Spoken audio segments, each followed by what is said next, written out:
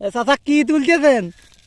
যে পিস ও পিস তো দেখতেছি যে বিধি কয়েছে, একটু দুই সাইডে দেখেন তো একটু আমারে। আলহামদুলিল্লাহ, এই যে দেখেন পিস আর পিস, মনে করেন শতকে কি মনে 5 শতক করে হবি। মনে 5 শতক? তাহলে তো অনেক ফলন হয়েছে। তাহলে আপনার কি মনে হচ্ছে যে এটা চাষ করে কেমন লাভবান হবেন? হ্যাঁ, পিসের বেদম দাম একেতে হচ্ছে 500 টাকা করে মন, তারপরে হচ্ছে মনে 5 শতক করে আছে।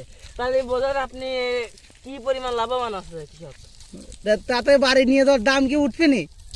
হ্যাঁ, সোনা জন্মাইছে না, সোনা আছে না আপনার, এই যে সার কিনেছি 300 টাকা করে কেজি। কোন সার? ভাই এটা কি সৌদি আরবে? দেখতেছেন না সোনা ফলাইছে, এত বড় বড় পিস হয়, ভালো সার না হলে, বুঝেন না? ও আচ্ছা, তাহলে আপনি বাড়ি নিয়ে যান আর আমরা গেলাম। যে কোম্পানির নাম প্রচার করে দিয়েন, বুঝছেন? তা আপনার কোন কোম্পানির দানা? এটা হচ্ছে সুপসাগর জিরাট।